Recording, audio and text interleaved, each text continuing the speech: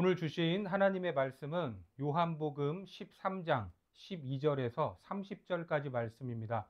같이 봉독하겠습니다. 그들의 발을 씻으신 후에 옷을 입으시고 다시 앉아 그들에게 이르시되 내가 너희에게 행한 것을 너희가 아느냐? 너희가 나를 선생이라 또는 주라 하니 너희 말이 옳도다. 내가 그러하다. 내가 주와 또는 선생이 되어 너희 발을 씻었으니 너희도 서로 발을 씻어주는 것이 옳으니라. 내가 너희에게 행한 것 같이 너희도 행하게 하려 하여 본을 보였노라. 내가 진실로 진실로 너희에게 이르노니 종이 주인보다 크지 못하고 보냄을 받은 자가 보낸 자보다 크지 못하나니 너희가 이것을 알고 행하면 복이 있으리라. 내가 너희 모두를 가리켜 말하는 것이 아니니라. 나는 내가 택한 자들이 누구인지 알미라. 그러나 내 떡을 먹는 자가 내게 발꿈치를 들었다 한 성경을 응하게 하려는 것이니라. 지금부터 일이 일어나기 전에 미리 너희에게 일러둠은 일이 일어날 때에 내가 그인 줄 너희가 믿게 하려 함이로라. 내가 진실로 진실로 너희에게 이르노니 내가 보낸 자를 영접하는 자는 나를 영접하는 것이요 나를 영접하는 자는 나를 보내신 이를 영접하는 것이니라. 예수께서 이 말씀을 하시고 심령이 괴로워 증언하여 이르시되 내가 진실로 진실로 너희에게 이르노니 너희 중 하나가 나를 팔리라 하시니 제자들이 서로 보며 누구에게 대하여 말씀하시는지 의심하더라. 예수의 제자 중 하나 곧 그가 사랑하시는 자가 예수의 품에 의지하여 누웠는지라. 시몬 베드로가 머리짓을 하여 말하되 말씀하신 자가 누구인지 말하라 하니 그가 예수의 가슴에 그대로 의지하여 말하되 주여 누구니이까? 예수께서 대답하시되 내가 떡 한 조각을 적셔다 주는 자가 그니라 하시고 곧 한 조각을 적셔서 가룟 시몬의 아들 유다에게 주시니 조각을 받은 후 곧 사탄이 그 속에 들어간지라. 이에 예수께서 유다에게 이르시되 내가 하는 일을 속히 하라 하시니 이 말씀을 무슨 뜻으로 하셨는지 그 앉은 자 중에 아는 자가 없고 어떤 이들은 유다가 돈꾀를 맡았으므로 명절에 우리가 쓸 물건을 사라 하시는지 혹은 가난한 자들에게 무엇을 주라 하시는 줄로 생각하더라. 유다가 그 조각을 받고 곧 나가니 밤이로라. 오늘은 낮은 자리로 가신 빛 되신 주님이라는 제목으로 하나님 말씀 전하겠습니다. 지난 시간에 우리는 예수님께서 친히 제자들의 발을 씻겨 주는 것을 봤습니다. 당시 발을 씻기는 일은 종들이 하는 일이었기에 가히 충격적인 일이 아닐 수 없었습니다. 그래서 제자인 베드로는 안 된다고 이럴 수는 없다고 하면서 예수님을 만류하기도 했습니다. 하지만 모두 다 세족식을 마친 후에 다시 주님은 겉옷을 입으시고 자리에 앉으셨습니다. 그리고 제자들에게 물으시죠. 본문 12절에 보면 그들의 발을 씻으신 후에 옷을 입으시고 다시 앉아 그들에게 이르시되 내가 너희에게 행한 것을 너희가 아느냐? 좋은 선생님은 잘 가르치기도 하지만 동시에 좋은 질문을 던질 수 있어야 합니다.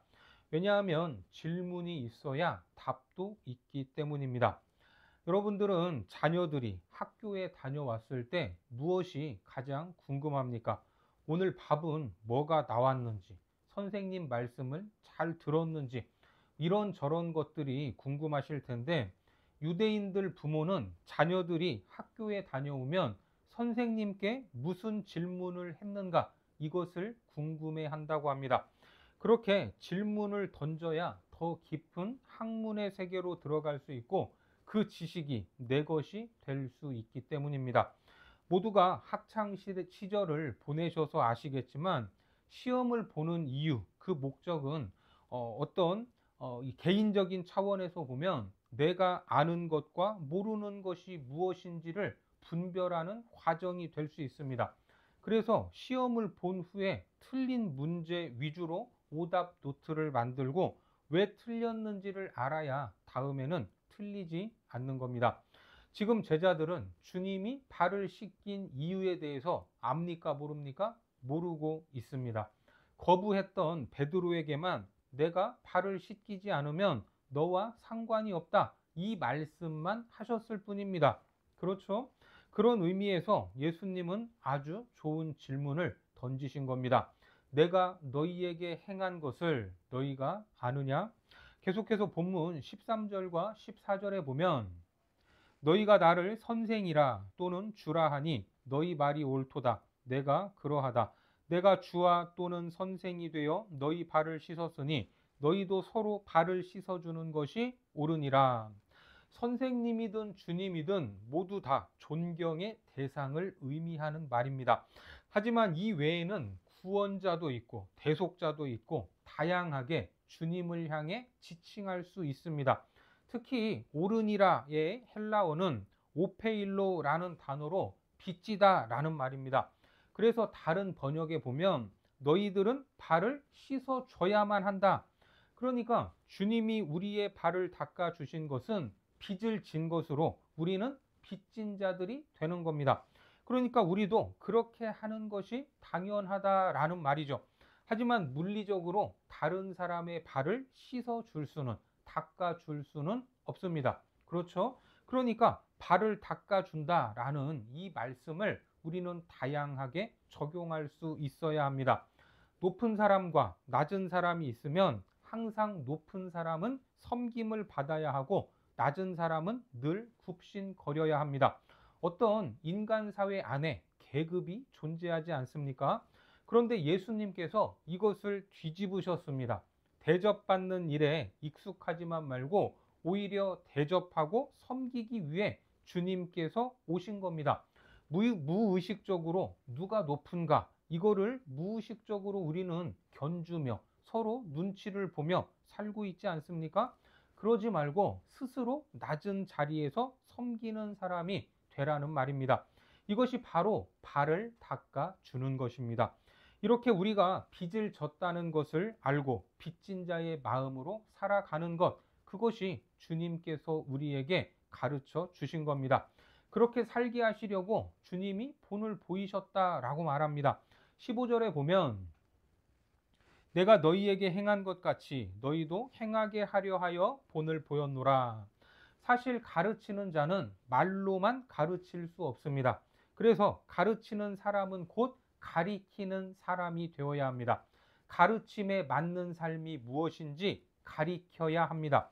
그 가리킴의 대상이 바로 자기가 되면 더더욱 좋습니다. 본을 보이는 것입니다. 주님이 그렇게 행하셨던 겁니다. 제가 장교로 군에 가서 보병학교에서 교육을 받았는데 육군 보병학교의 슬로건이 나를 따르라입니다. 장교면 지휘관이면 다 명령을 해야 하는 자리 아닙니까? 하지만 말로만 부대를 지휘할 수 없습니다. 내가 앞서 나가야 하고 그렇게 나를 따르라고 외쳐야만 부하들이 따르는 것입니다. 예수님께서는 우리에게 전진 앞으로 빨리 가라고 이러한 명령을 하신 것이 아니라 먼저 앞서 나가셨던 겁니다. 계속해서 본문 16절과 17절에 보시면 내가 진실로 진실로 너희에게 이르노니 종이 주인보다 크지 못하고 보냄을 받은 자가 보낸 자보다 크지 못하나니 너희가 이것을 알고 행하면 복이 있으리라. 예수님은 계속해서 보냄을 받은 자다라는 이러한 정체성을 드러내고 계십니다. 하나님께로부터 보냄을 받았다. 우리가 하나님에 의해 보냄을 받았다. 이렇게 생각을 하면 내 뜻이 아닌 그분의 뜻을 이루기 위한 삶을 살게 됩니다.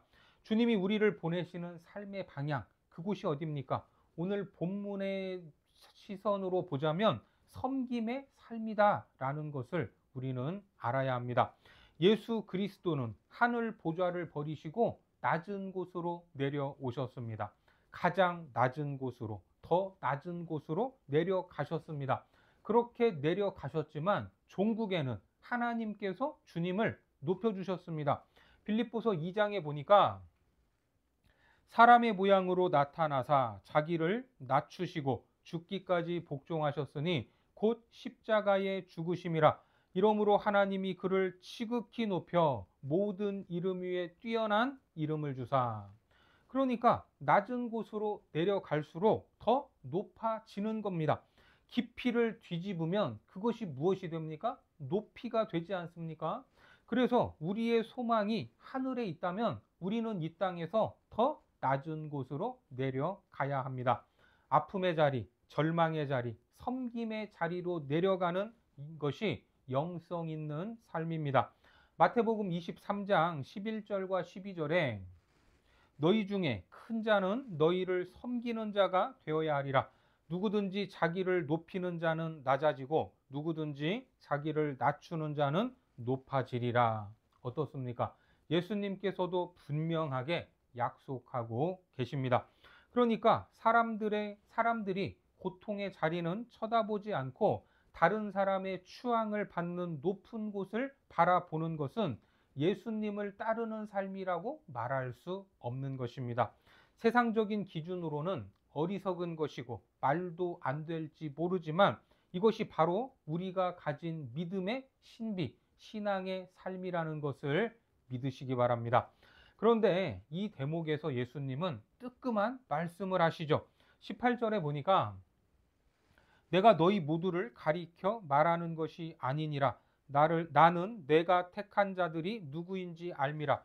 그러나 내 떡을 먹는 자가 내게 발꿈치를 들었다 한 성경을 응하게 하려는 것이니라. 이게 무슨 말씀입니까? 바로 가룟 유다에 대한 말씀입니다. 우리도 살다 보면 배신을 당하기도 하고 또 배신을 할 때가 있는데 사실 나와 전혀 관계가 없는 사람이 나를 배신할 수는 없습니다. 방금 읽은 말씀에 내 떡을 먹는 자가 내게 발꿈치를 들었다. 그러니까 배신이라는 것은 항상 가까운 사이에서 일어나는 겁니다. 그래서 배신을 당하면 더 아프고 더 충격이 클 수밖에 없습니다. 방금 이 말씀은 시편 41편에 예언되어 있습니다. 시편 41편 9절에 내가 신뢰하여 내 떡을 나눠 먹던 나의 가까운 친구도 나를 대적하여 그의 발꿈치를 들었나이다. 이 말씀대로 주님께서는 배신을 당할 것입니다. 이미 정해져 있습니다. 그런데 놀라운 것은 19절에 보니까 지금부터 일이 일어나기 전에 미리 너희에게 일러둠은 일이 일어날 때에 내가 그인 줄 너희가 믿게 하려 함이로라.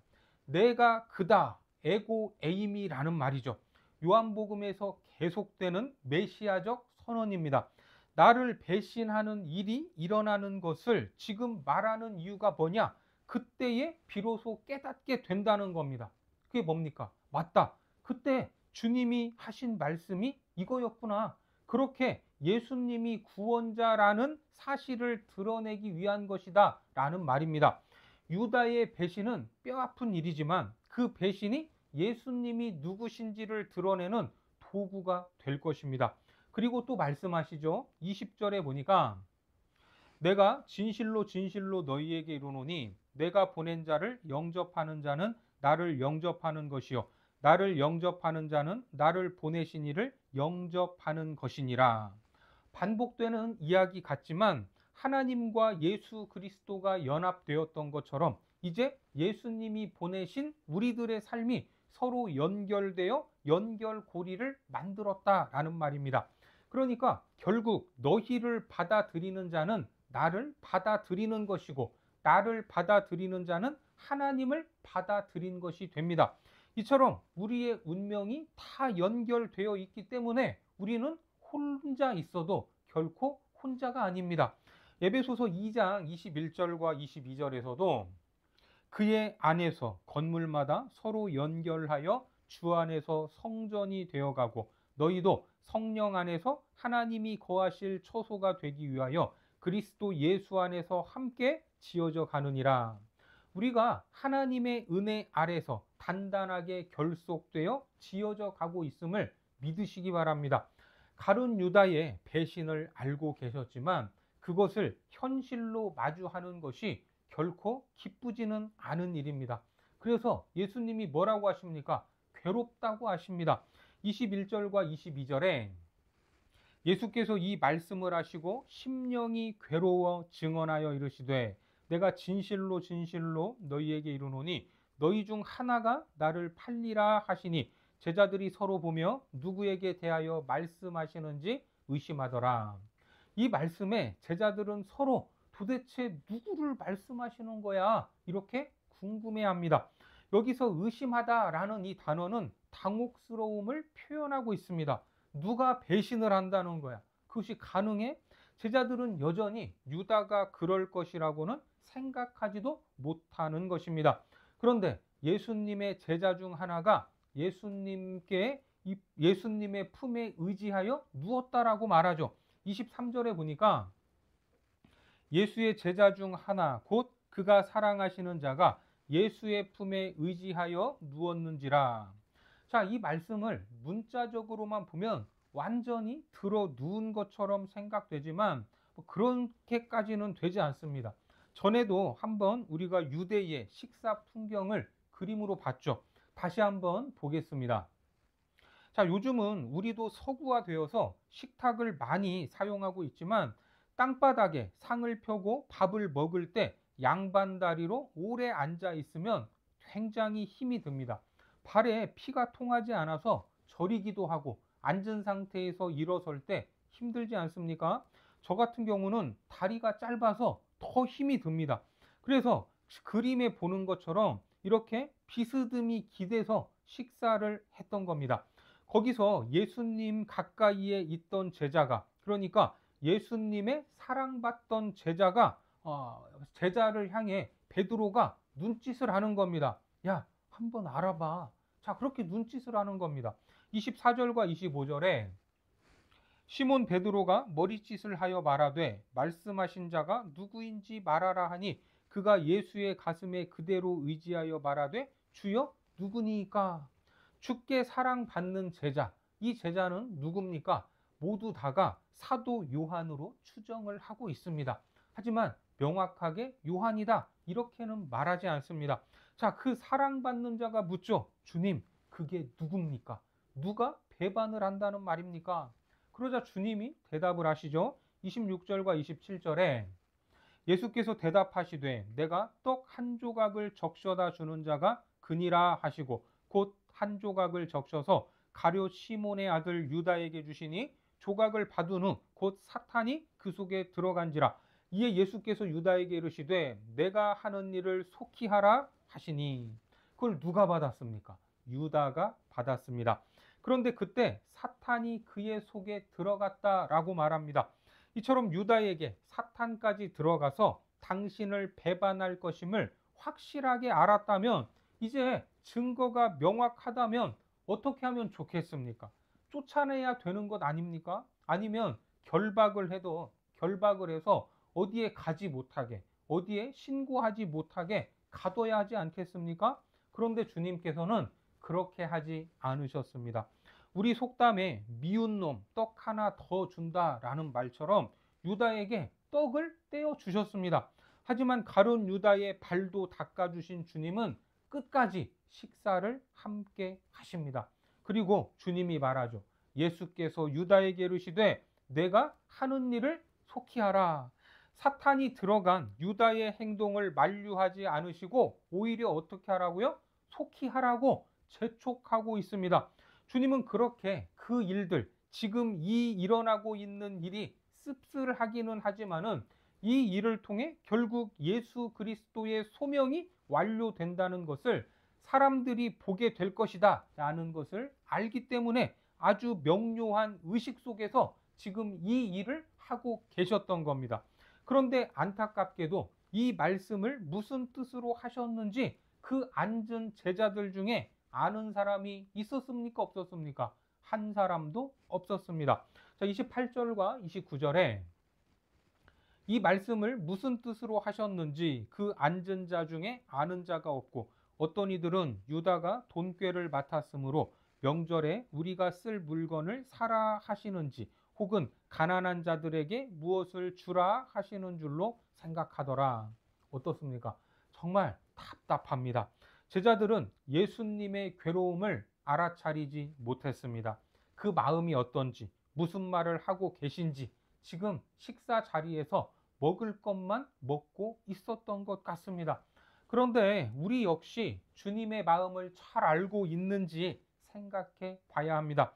예수님의 제자들을 보고 답답해 할 것이 아니라 우리를 보시는 주님의 마음도 답답하시지는 않을까 생각해 봐야 합니다.